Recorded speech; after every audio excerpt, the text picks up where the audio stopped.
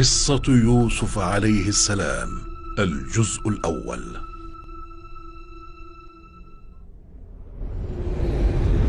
أعوذ بالله من الشيطان الرجيم. بسم الله الرحمن الرحيم. إذ قال يوسف لأبيه يا أبت إني رأيت 11 كوكبا والشمس والقمر رأيتهم لي ساجدين.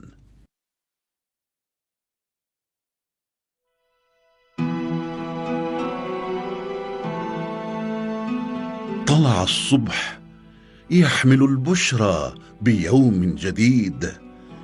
يستيقظ الصغير الحبيب يوسف صبوح الوجه كالبدر ليلة اكتماله. ضوء الشمس التي كانت والقمر رفيقي نومه لا يقوى على إخفاء هذا الحسن الرطيب. نبهته من نومه رؤيا. استيقظ وهي بخاطره. رأى 11 كوكبا، الشمس والقمر أيضا يسجدون له.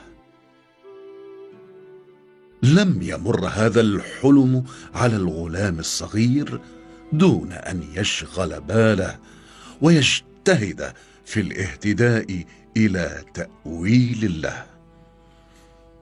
لم يطل به التفكير كثيرا، فهو ربيب بيت النبوة والعلم والحكمة. هرع إلى أبيه نبي الله يعقوب يقص عليه رؤياه.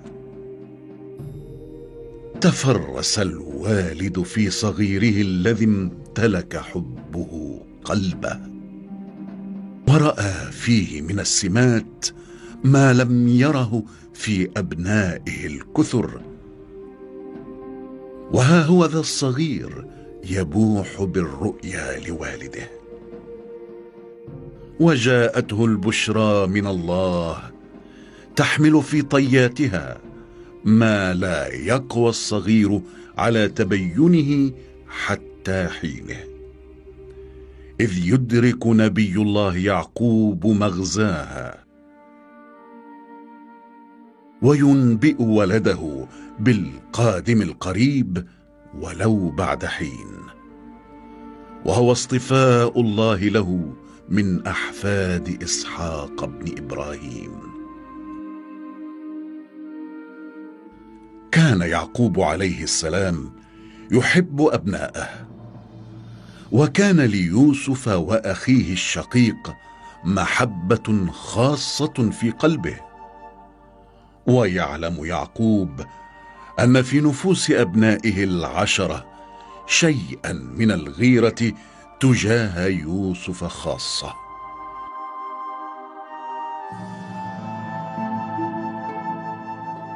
لذلك حرص أن يحفظهم من كيد شيطانهم، وأن تبقى هذه الرؤيا سرا لا يعلمونه. وبهذا أوصى يوسف. قال يا بني لا تقصص رؤياك على إخوتك فيكيدوا لك كيدا، إن الشيطان للإنسان عدو مبين.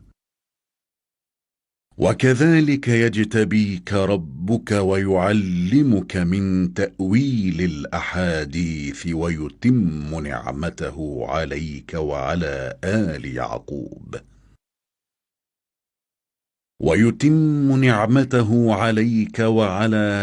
يعقوب كما أتمها على أبويك من قبل إبراهيم وإسحاق، إن ربك عليم حكيم.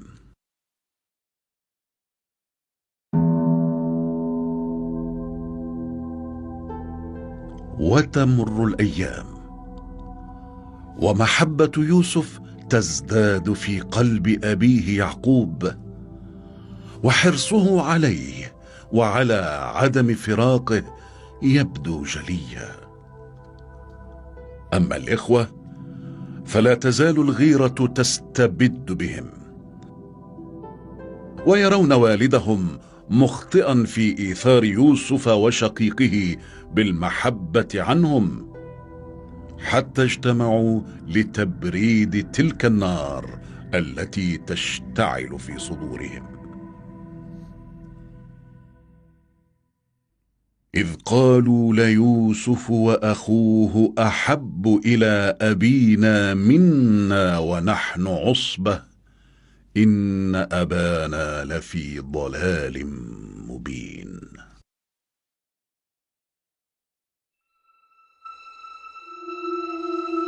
وفكروا في حل يخلصهم من هذا الذي يقف عقبة في طريق قلب أبيهم ليخلو لهم.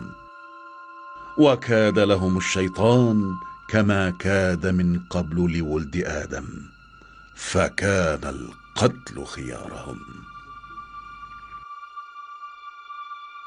هكذا ذهب بهم تفكيرهم أن يقتلوه بأيديهم أو يجعلوه طعاما لوحوش البراري، إلا أن بعض رحمة خرجت من واحد منهم.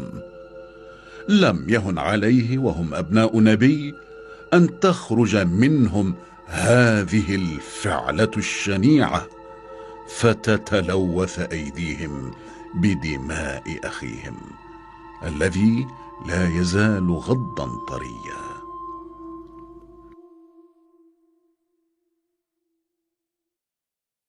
قال قائل منهم لا تقتلوا يوسف وألقوه في غيابة الجب يلتقطه بعض السيارة إن كنتم فاعلين.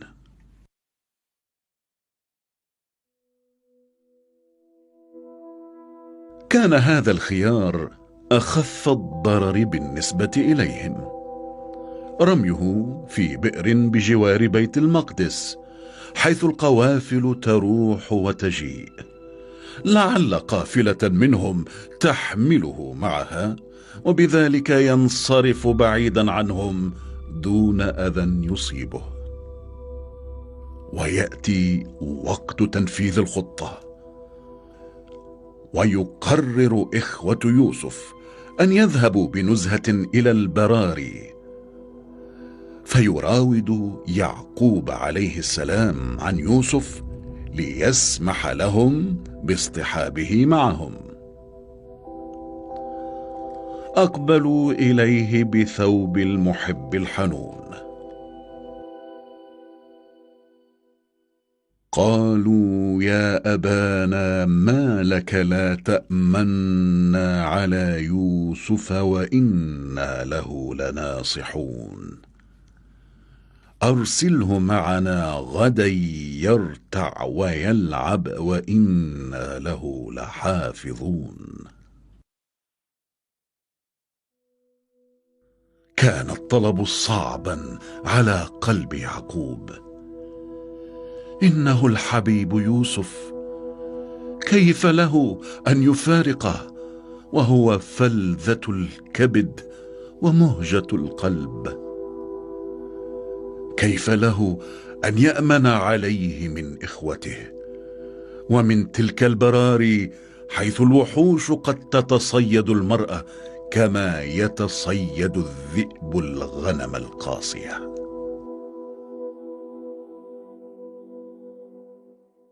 قال إني ليحزنني أن تذهبوا به وأخاف أن يأكله الذئب وأنتم عنه غافلون.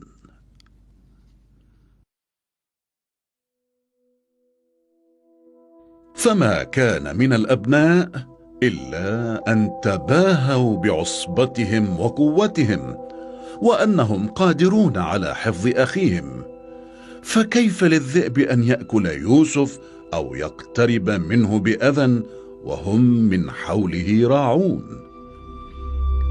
وهكذا دار الحوار بين الأب وأبنائه، بين رفضه وتحايلهم، حتى وافق الوالد عن كره.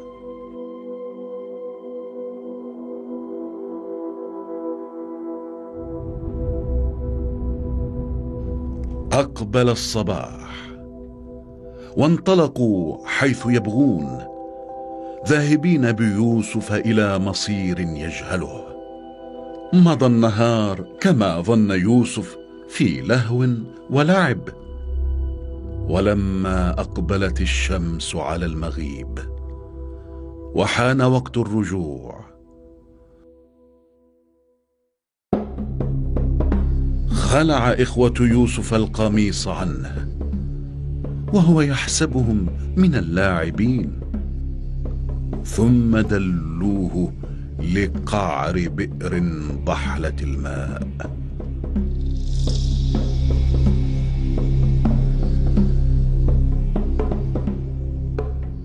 وغادروا بلا رجعة.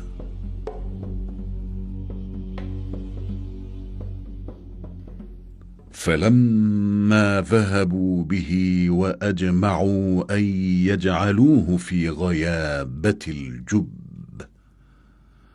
وأوحينا إليه لتنبئنهم بأمرهم هذا وهم لا يشعرون.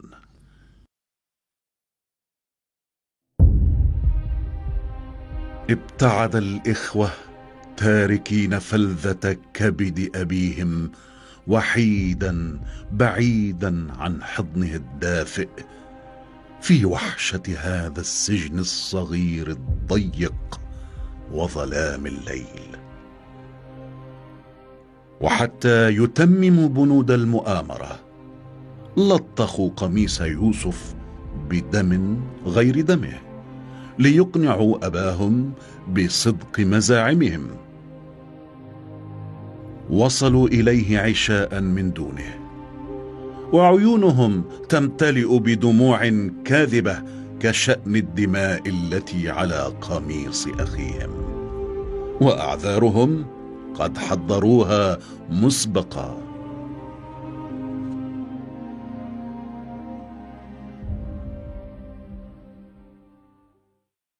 قالوا يا أبانا إنا ذهبنا نستبق وتركنا يوسف عند متاعنا فأكله الذئب،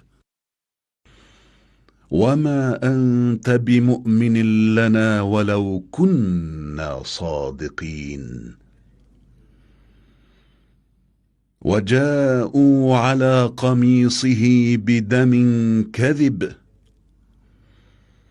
قال بل سولت لكم أنفسكم أمرا فصبر جميل والله المستعان على ما تصفون.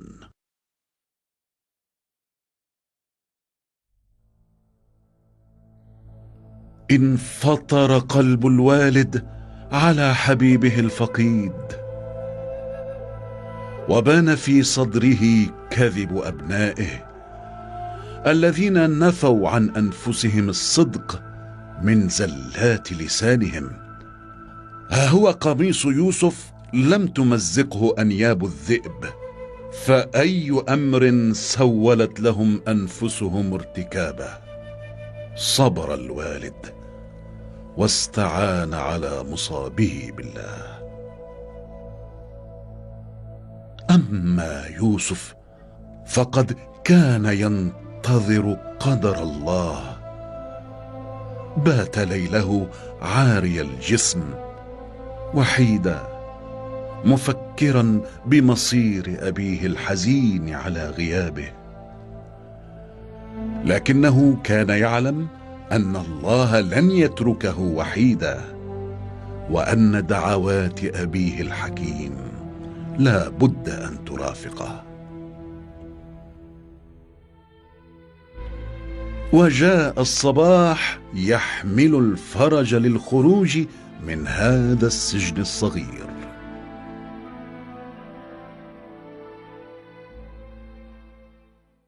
وجاءت سيارة فأرسلوا واردهم فأدلى دلوه، قال يا بشرى هذا غلام، وأسروه بضاعة والله عليم بما يعملون.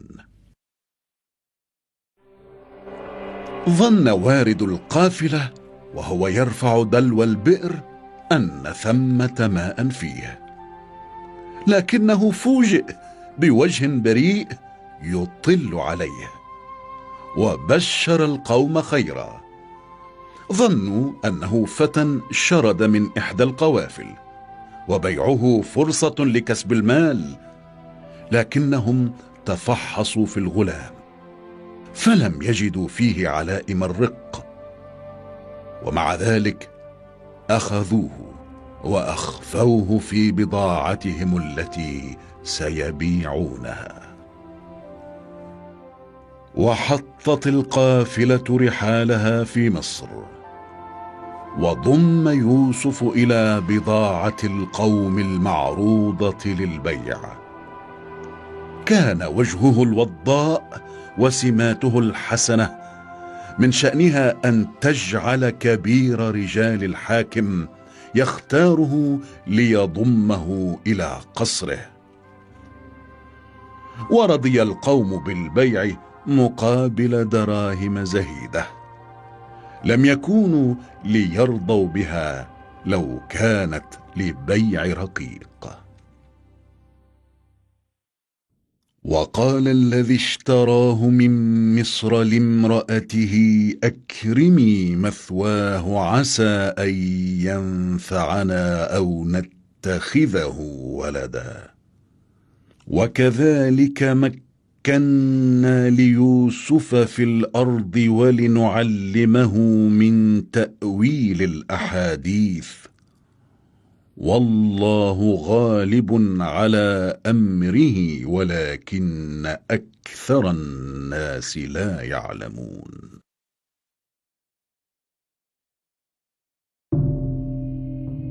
انتقل القدر بيوسف من أن يكون في بضاعة قافلة ليكون ربيبا في قصر كبير القوم الذي توسم فيه خيرا، فوضعه أمانة في يد زوجته وأوصاها بحسن رعايته، فعاش مكرما يقوم ببعض أعمالهم في جدة وأمانة.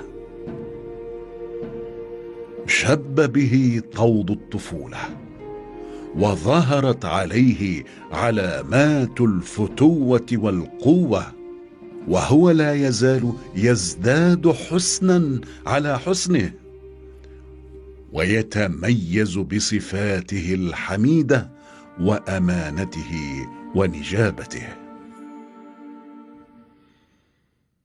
ولما بلغ أشده آتيناه حكما وعلما، وكذلك نجزي المحسنين. شب يوسف على مرأى من زوجة العزيز بجماله وشبابه، فشغل فكرها وعينها وهي تلحظه في الغدو والرواح، فامتلأ قلبها حبا له وعشقا.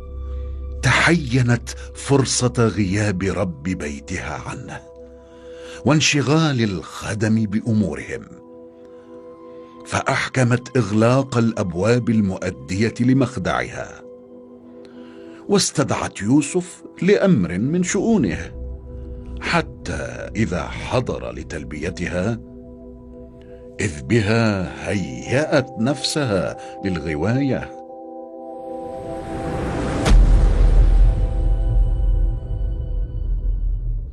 وراودته التي هو في بيتها عن نفسه وغلقت الأبواب وقالت هيت لك. قال معاذ الله إنه ربي أحسن مثواي إنه لا يفلح الظالمون. ما كان للصديق الطاهر أن يستجيب له، ولا أن يخون أمانة رب البيت الذي أحسن رعايته.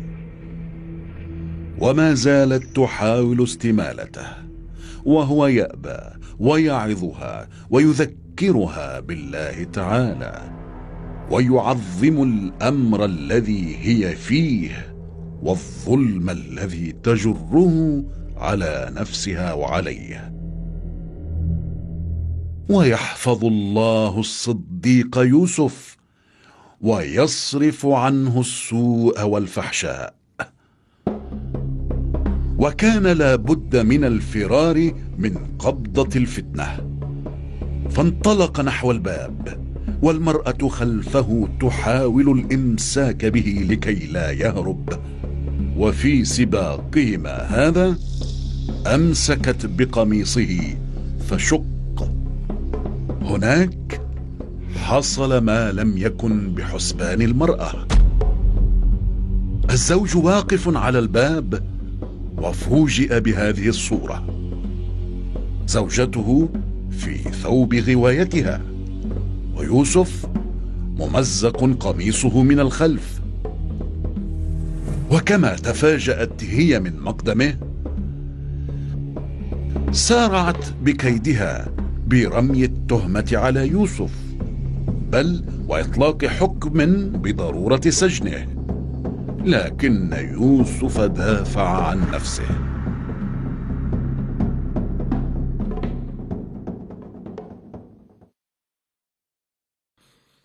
قال: هي راودتني عن نفسي، وشهد شاهد من أهلها إن كان قميصه قد من قبل فصدقت وهو من الكاذبين، وإن كان قميصه قد من دبر فكذبت وهو من الصادقين.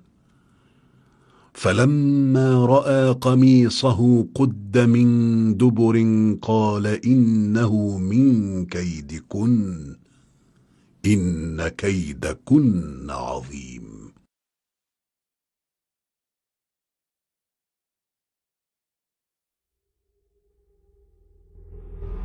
وهكذا أدلى أحد حكماء القصر بشهادته، وظهر الحق لرب الدار، إذ رأى قميص يوسف قد مزق من الخلف، وعرف أن الأمر لم يخرج عن أن يكون مكيدة دبرتها زوجته، فطلب من يوسف أن يتجاوز ما حصل وينساه، ومن زوجته الاستغفار على ما كان من خطيئتها.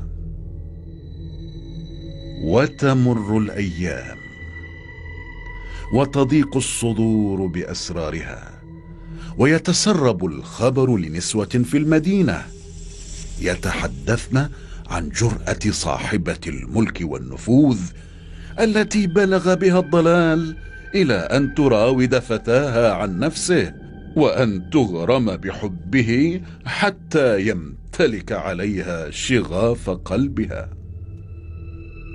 وصلت أصداء حديث النسوة إلى امرأة العزيز، وحز ذلك في نفسها، ففكرت بمكيدة تظهر بها نفسها في موضع القوة والحق، فهيأت لأولئك النسوة مجلس سمر، قدمت لهن الثمار والطعام، وأعطت كل واحدة منهن سكينا لقطع الطعام.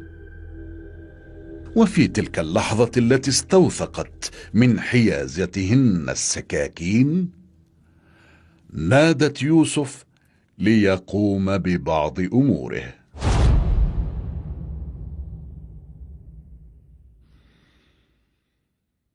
فلما رأينه أكبرنه وقطعن أيديهن وقلن حاش لله ما هذا بشرا إن هذا إلا ملك كريم. انبهرن بحسن يوسف حتى جرحن أيديهن عند مرآه. كان ذلك بمثابة انتصار مزعوم لامرأة العزيز بررت به فعلتها، بل استقوت وتمادت وهددت بسجنه ما لم يطع أمرها. قالت: فذلكن الذي لمتنني فيه، ولقد راودته عن نفسه فاستعصم، ولئن لم يفعل ما آمره ليسجنن وليكونن من الصاغرين. ولاذ الصديق بمولاه، ودعاه سبحانه أن يصرف عنه كيد النسوة الذي تعاظم، وألا يضعه في موضع يمتحن فيه بحيائه وعفته. ولو كانت النجاة منهن بالسجن، فسجن الجدران أحب إليه وأرحم من سجن القصر ومفاتنه.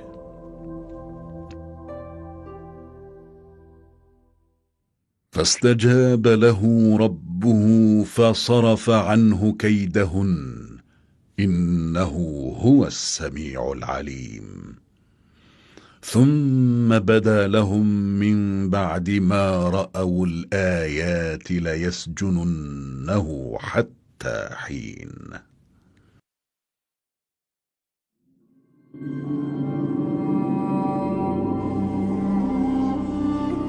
ويكون يوسف في حفظ مولاه، ويقررون سجنه حتى تنسى الحادثة وتصمت الألسن، ويقدر الله أمرا كان مفعولا.